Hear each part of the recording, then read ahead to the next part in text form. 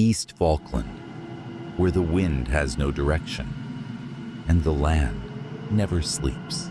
No trees, no cover, just grass, stone, and something older beneath. Even satellites lose signal here. Radios crackle, then go quiet.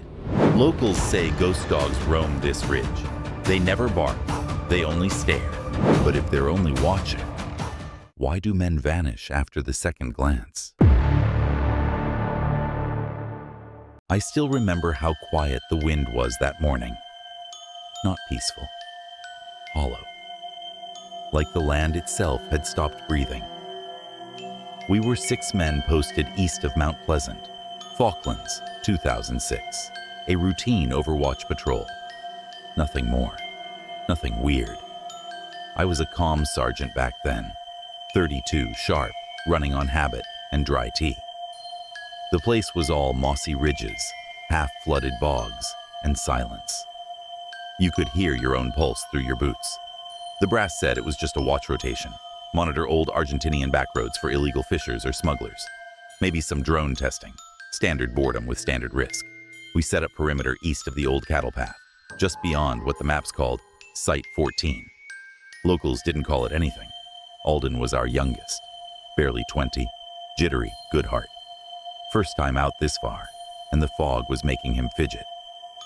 I heard a story, he said while cleaning his scope. Locals say there are ghost dogs out here, white ones. They don't bark, they just watch. We laughed. I remember I laughed, because that's what you do when your boots are wet and your guts are tightening for no reason. The fog came earlier than expected, settled down like a lid. No wind, no birds, just a curtain. We took shifts through the day. Night came fast, like it always does out there. That night, as the last of the tea boiled dry and the fire hissed into silence, we heard barking. Faint, somewhere beyond the ridge. 3, maybe 4 hounds. But no dogs had ever lived out here. And when we swept the area, we found nothing. Just frost-bitten moss and old fence wire. In the morning, we found a bone pile. Not scattered, arranged. A near-perfect ring of bleached animal bones. Deer, seal, maybe even canine. I remember Alden just standing there, staring. I told him to gear up. We moved on. But I saw it too. The bones were facing inward. The second night brought the kind of fog that didn't move. It clung, not in wisps, but in coils, like fingers tightening around the tents. We were on second watch rotation. Wicks had first shift, quietest among us, ex-Royal Marines, the kind of man who didn't blink unless something deserved blinking at. Around 0200 hours, I found him frozen, not shivering, still. Eyes locked past the rocks just east of our fire zone. I asked him what he saw. He didn't speak at first, just tilted his head. Finally, he whispered, eyes. 2, watching. I looked. Thermal scope showed nothing, but he swore, glowing canine eyes, low to the ground. No heat, no sound, no movement, and then gone. We swept the area again. Nothing, no tracks, no prints. Just fog curling around our boots like it knew where we'd step next. That night, Alden had a nightmare.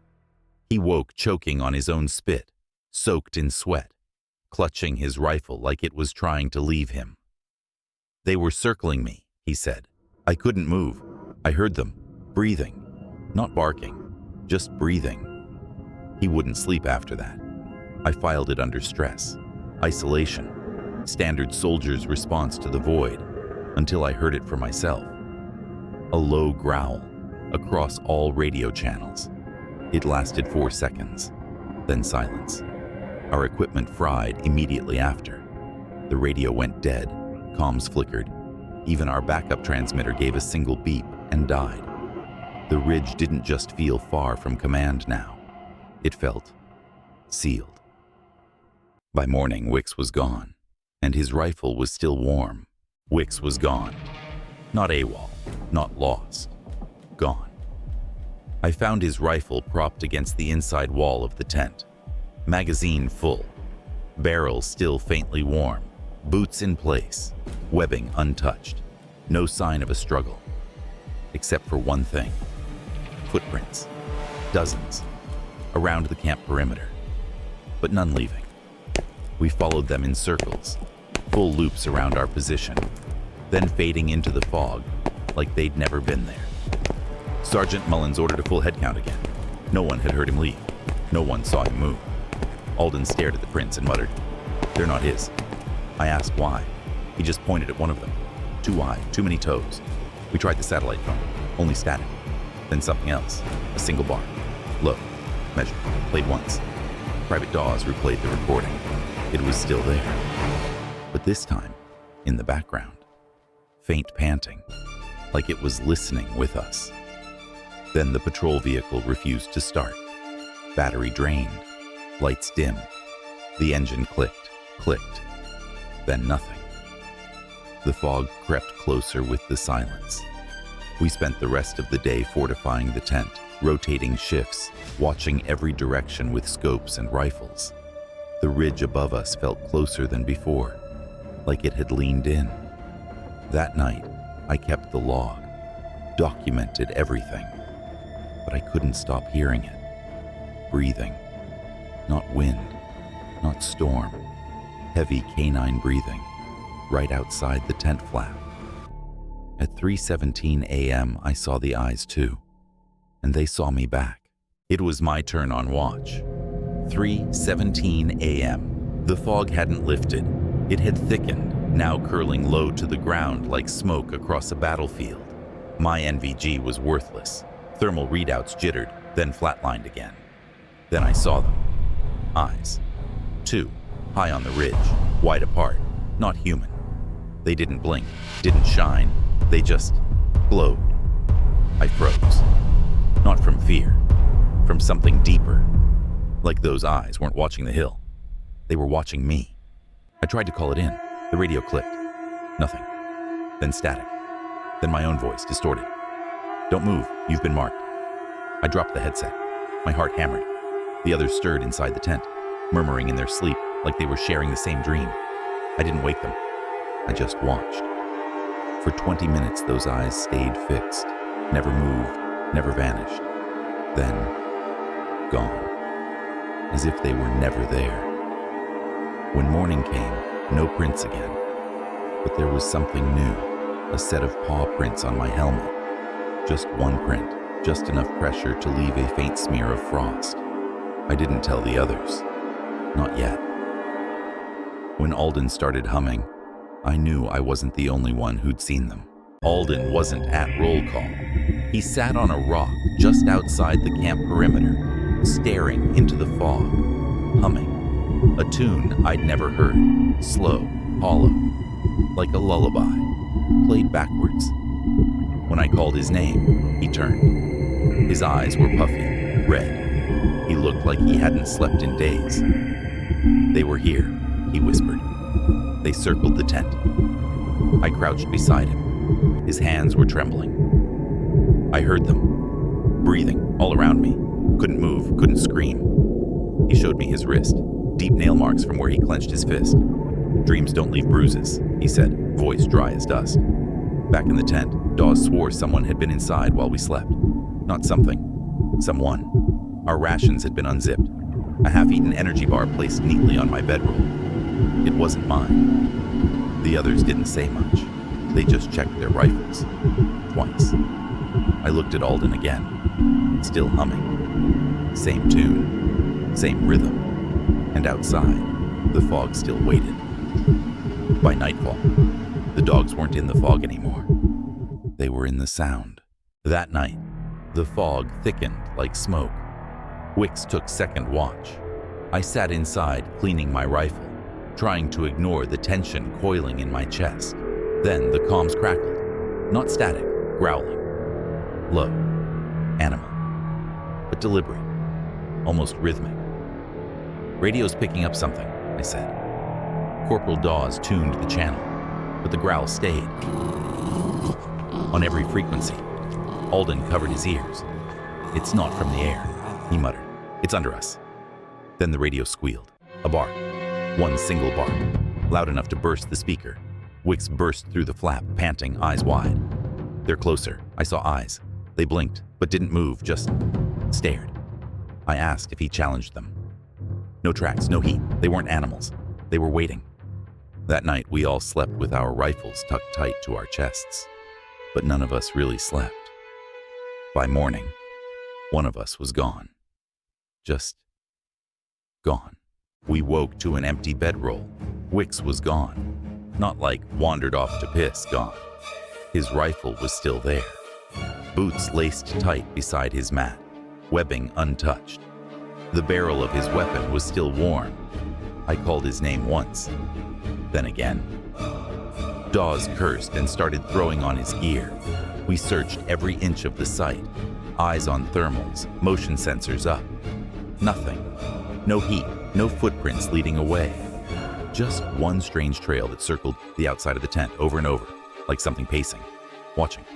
But no exit, no drag marks, and no Wicks. We checked the sat phone next. No signal. I switched it to playback. Static hissed, then cut. One sharp sound came through. A bark. Not long, not loud, just precise, almost like it wanted us to hear it. I checked the vehicle next. Dead. Brand new NATO battery. Tested the night before. No corrosion.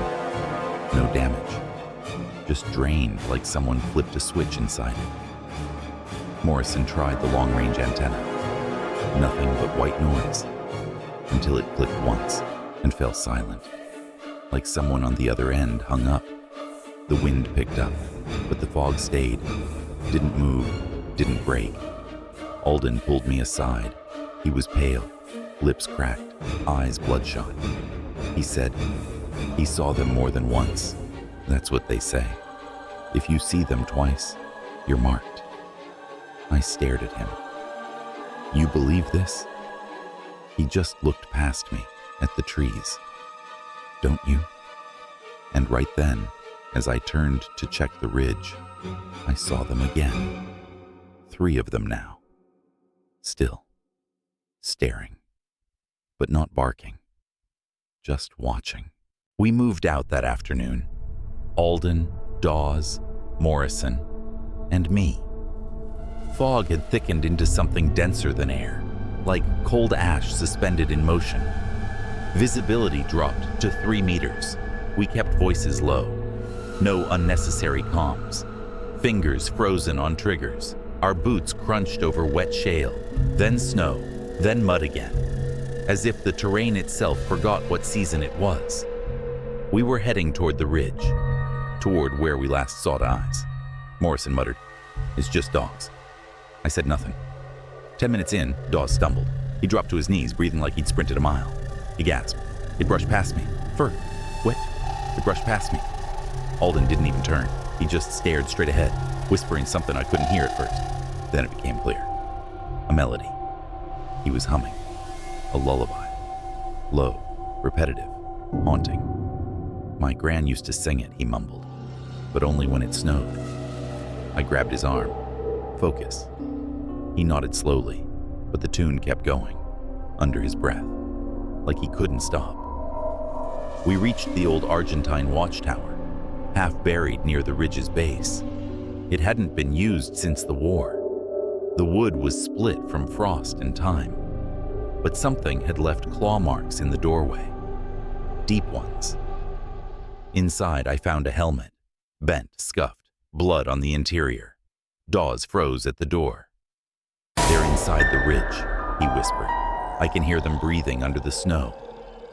Then he screamed and ran, into the fog, gone. We never heard his body hit the ground, just silence. And the barking started again, this time layered, distant, and then closer.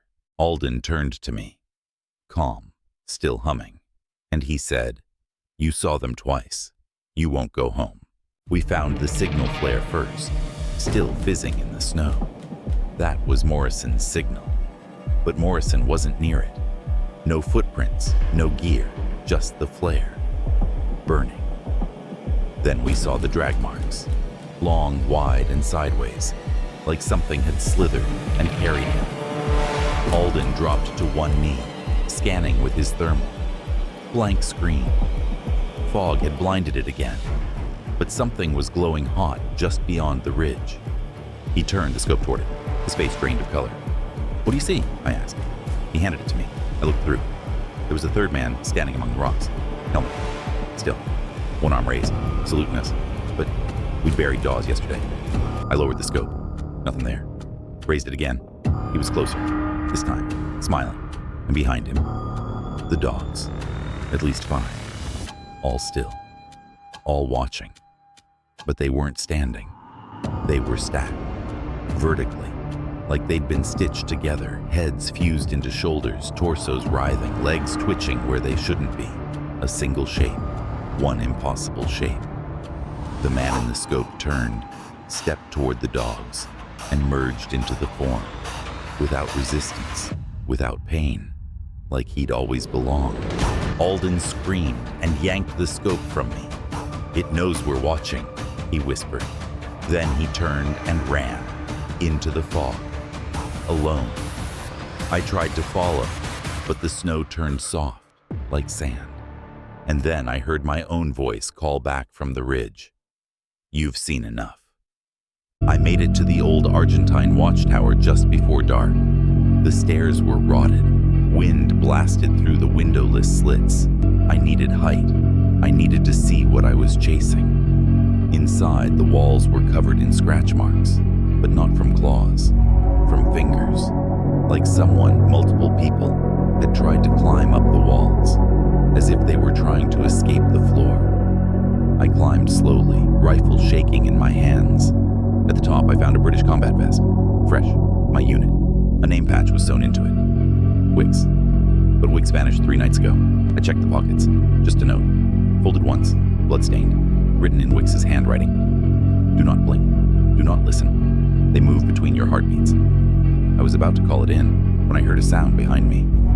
Breathing, low, measured, coming from the darkness inside the walls. Then I noticed it. Through the tower window. Something was standing on the opposite ridge, too far to identify. It raised a hand slowly, then snapped its fingers. Nothing happened. For a second. Then my vision doubled. The whole watchtower shifted, like a reel skipping frames. Suddenly, I wasn't alone. 2 soldiers stood beside me, but I was still alone. They had my face. One turned and said calmly, "This isn't the first time you've climbed this tower." Then both of them blinked, together, and I passed out. When I woke, it was dawn. The tower was empty. The note was gone, but the scratch marks on the walls. Now they formed a perfect circle around me, a ring of clawed hands, all pointing inward. Alden was waiting when I returned to the lower ridge, sitting on a collapsed wall like a child lost at camp. He was humming again. Same low, broken melody, over and over. It didn't sound human, or at least not something someone his age should know. I said his name, twice. He didn't answer. I grabbed his shoulder, and that's when he blinked hard, like waking from surgery. His eyes were red, nose bleeding. "Did you hear it too?" he whispered. I didn't respond. He smiled, too wide, too calm. Then he raised his hand and pointed to my chest. "You've been marked now." I froze. Before I could speak, he stood and walked toward the ridge again, humming louder.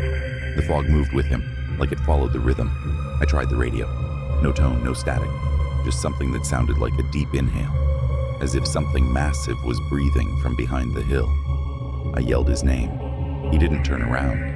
And then, something stepped out of the fog behind him, a shape on all 4s.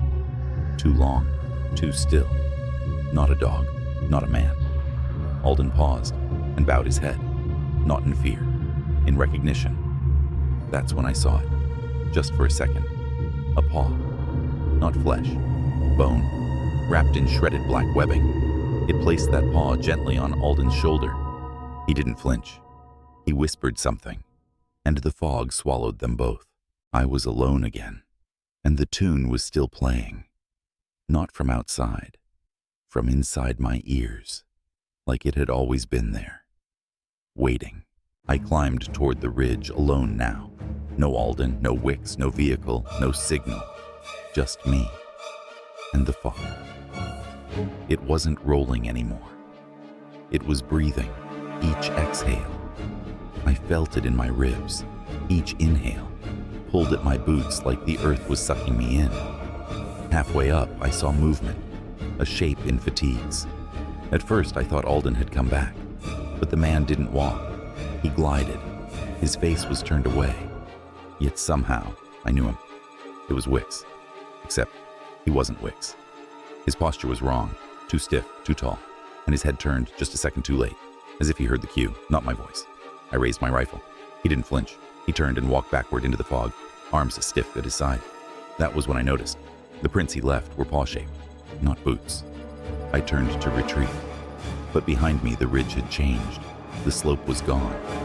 Now there was a hollow, like an ancient trench, dug in long ago. Stone markers lined the edges, short, wide, with faint carvings. Dogs, men, teeth, circles. At the end of that trench, something was chanting. Low, broken, like dozens of voices barely breathing a melody. I saw a figure sitting cross-legged in the center. It was Alden, head bowed, palms up, surrounded by bones, some old, some fresh. He lifted his head slowly. His mouth didn't move, but I heard him. The second time marks you. He opened his eyes. They were glowing, not with light, but with reflection, like a predator in a scope. The fog moved in a spiral now, and the trench began to close behind me. I ran, not down, up, back to the old tower. I didn't stop until the hill vanished under my feet, and somewhere down there, the dogs didn't bark. They sang. I locked myself inside the old Argentine watchtower. It offered no warmth, no safety, just stone and rusted steel. My breath fogged the inside of my helmet, but I kept it on, like it would protect me from what was already in my head. I tried the radio again. Nothing. Except a low hum, then a scratch, and then my own voice. If you've seen The Watchers in the Mist, tell us what you saw. My final transmission, but I hadn't spoken it yet. I froze. Outside the slits in the tower walls, I saw the ridge, silent, still. Then they appeared, dozens of them. Not dogs, not truly. Their forms shifted, legs too long, necks too fluid, glowing eyes blinked in perfect unison. They didn't approach. They watched, like the entire patrol had been for them, a test, a ritual, a reenactment. I realized something. Alden had whispered it before he vanished. You saw them twice. You won't go home. And I had. Once in the tent, once on the ridge. I was marked now. I stood, took my rifle. Not to fire, just to salute. I stepped out into the cold. No barking, no howling, only silence. They parted as I walked through them, like a returning soldier, like a dog finding its place in the pack. I didn't look back, because I knew, if I did, I wouldn't recognize what followed. Behind me, the fog sealed the tower shut. The last page of the report was never written, because I was no longer the narrator. The storm had passed by the time they found me. I was half-conscious, frostbitten, kneeling at the outer perimeter fence of RAF Mount Pleasant, still in uniform, still gripping my unloaded rifle. They said I'd been missing for 3 days. I remembered fog. I remembered footprints that never led anywhere. I remembered glowing eyes, watching, always watching. Inside the field hospital, the lights hurt my eyes. Every sound echoed wrong, like it was coming from inside my skull instead of the room. A clipboard officer in plain uniform came in. He didn't ask how I felt. He didn't ask what I saw. He just slid a folder in front of me. Incident report. Falkland Patrol Sector 6. Operation Driftline. No talk of ghost dogs. No talk of the missing men. Just boxes, timestamps, weather data, fuel logs. He asked, "You saw them more than once, didn't you?" I said nothing, just nodded. He stamped the file. Classified, level red. Then he tore out the page with my statement, burned it in a metal dish on his desk. "That part doesn't go in the history books," he said, "but it's remembered." I wanted to ask, by who? But I couldn't move my mouth. The smell of scorched paper still clung to my sleeves when I walked out. They gave me a medal and a flight home, but no answers. The ones who vanish aren't always the dead. I wasn't sure which one I had become, and I still hadn't told them what I really saw on the ridge that final night. The thing Alden whispered before he disappeared. "They don't bark, Sergeant, because they've already chosen who hears them. It's been years. I live alone now, Lincolnshire, not far from where I was born. The kind of place with fog on the hedgerows and silence that sits heavy after sunset. The MOD says I'm retired with honors. They don't mention the other files. My nights are inconsistent. I don't sleep straight through. Sometimes I wake up thinking I heard movement in the yard. Not footsteps, just presence. One morning last November, I found pale paw prints on the patio. No mud, no dew, just dry prints, like dust from a dream. I tried to rationalize it. Fox, dog, maybe a prank. But deep down, I recognized the curve of the toes. Alden used to draw them in the dirt with a stick. He said they looked like wolves, but weren't. The same night, I got a call from an unknown number. I answered out of habit. "Sergeant Allen." The voice was wrong, soft, familiar. Not mine, not Wick's, not Alden. It was layered, like multiple whispers stacked together. "They're still watching." Then silence. I keep the phone in a drawer now, turned off, and I've stopped walking the garden after dark.